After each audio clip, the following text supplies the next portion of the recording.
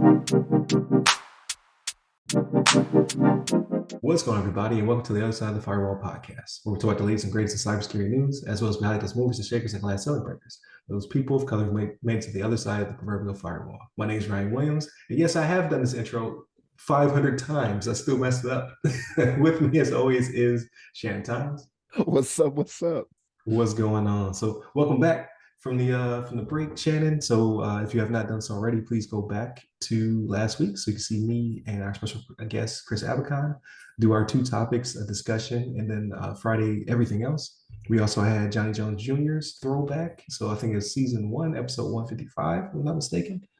So we put that one up on Thursday. So this week, same thing, Monday, Tuesday topics, Wednesday discussion. Thursday will be another throwback. I'm not exactly sure who we will highlight or where we'll reach back to in the archives. And then Friday is everything else. So movies, books, games, all that good stuff. But without further ado, I'll give it to Shannon. All right, everybody. So this article is from the hackernews.com, and it's just their newsroom, apparently. So it's a conglomerate of people that actually got this one together. But new PEAPOD Cyberattack campaign targeting women political leaders. So after reading this article, I don't know if it's a little misleading on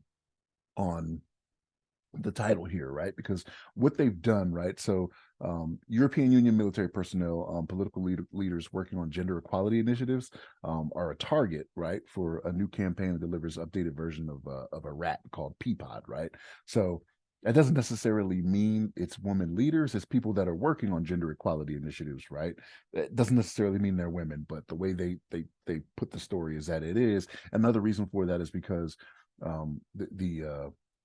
the website that they use shows female leaders in power, right? So I think because of that, they think they're targeting women because the assumption is that only women will do these things, but I don't think that's it. But what it comes down to, right?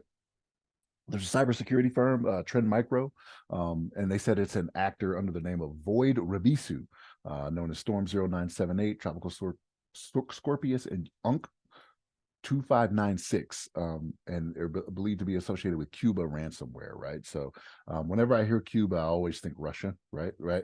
So and the reason for that is because they're doing this, and they singled out Ukraine and countries that support Ukraine in this war against Russia over the past year are the ones that are being targeted for this, right? So even though in the article they don't attribute it to one nation state, like it can kind of be inferred here by the targets, right? Like who you're going after. So to attribute it to Cuba, yeah, I still think Russia's got a hand in there, right? Like saying, hey, this is what it is. Oh, it's not us, it's those guys, right? But we know who they're kind of loyal to, right? But what this is a rat is a remote access Trojan, right? So what it ends up being is that you'll go to a site that you think may be legitimate, right? So what ends up happening usually is they change the domain on it, right? So what should be a .gov is a .com, or a .org, you know what I mean, is a .com, .net, things of that nature. And so because and we're just to this point. We're to this point nowadays where we think we know something, right? Like, so I could probably honestly be fooled by Google, right? Because like if I just type in Google, if I see Google there, I'm not gonna look for the .com, right? Like it could be, Google .cu or whatever, right? Like Cuba or something like that. And they got me, you know what I mean? I start looking up stuff and searching stuff, and it's just kind of how it is, right? But that's how they get you with a lot of this stuff, right? So you'll go to one of these sites you think is legitimate, right? And then you start downloading things or going to certain sites that you believe to be legitimate that aren't, you know what I mean? Downloading pictures, which is a lot of the ways of how they get malware across nowadays, right? Is to hide it in pictures. And people just, everybody wants to download everything in this day and age, right? Like, oh, let me see these pictures, download it. And don't even think about it when you're doing it, right? You just, yeah, download all or whatever it may be, not really thinking. Like you may not have the proper antivirus or any type of threat detection on your machine, so you're just downloading all willy-nilly, not checking them for anything. But this is how they're going about getting people, though. So Typical TTPs are used by cyber criminal threat actors, nation state sponsored threat actors. Again, even though it's not being attributed to one specific country, again, it can be inferred, right, because of the targets, Ukraine and Ukraine friendly countries. But this is something to be on the lookout for. So just make sure, people, you're checking, you're looking at the full website that you're trying to go to, right? Like, just don't just assume, oh yeah, this is what it is because it says this, that, and the third. Make sure you know what you're looking for and that is what you're typing in and what you are going to, because you got these things out here. Again, in this day and age, right? If I've mentioned it once, I've mentioned it a million times, right? COVID has made it to where this is the realm that people are dealing in now, right? Like the cybersecurity realm where people are just getting very lax, right? Because you just get complacent with technology and what it can provide to you, and you just want to hurry up and get it done, right? So you're not looking at domain names or things of that nature, but this is what can happen when that does happen, right? They start dropping pictures onto your system, you know what I mean, and then retrieving information from your system remotely, right? And just next thing you know, you're contributing to terrorism. That's how it all ends up, right? FBI is busting down your door because you've inadvertently contributed to terrorism. You know what I'm saying? So, Ryan, what's your thoughts on this?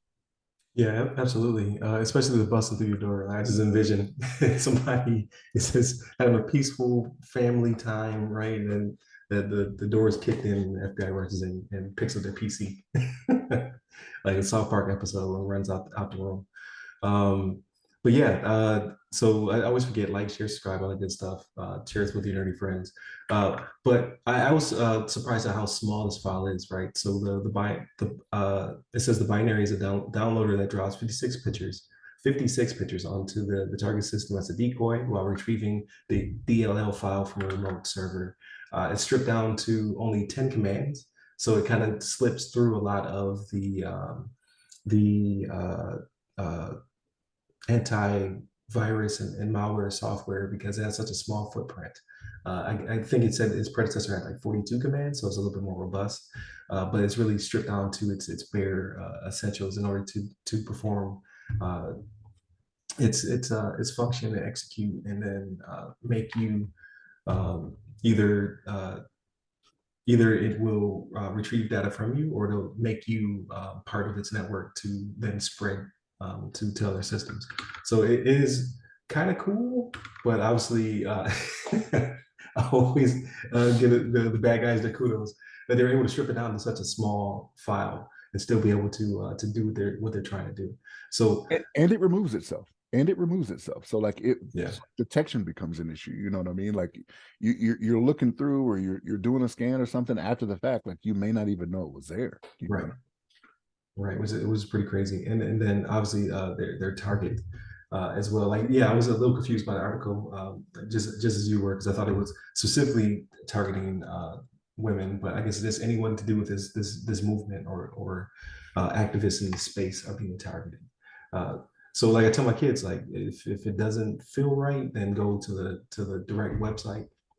If you have a lot of stuff that you've it's like appears out of nowhere. Like I'm big into storage, right? Like I'm that guy. I'm just like, hey, you guys download too much stuff. Like figure out what games you don't need, undownload them, things of that nature. But as I peruse through the file structures and folders, you find a lot of artifacts and things of that nature. So I found a folder with a bunch of pictures in it. I'm like, what is this?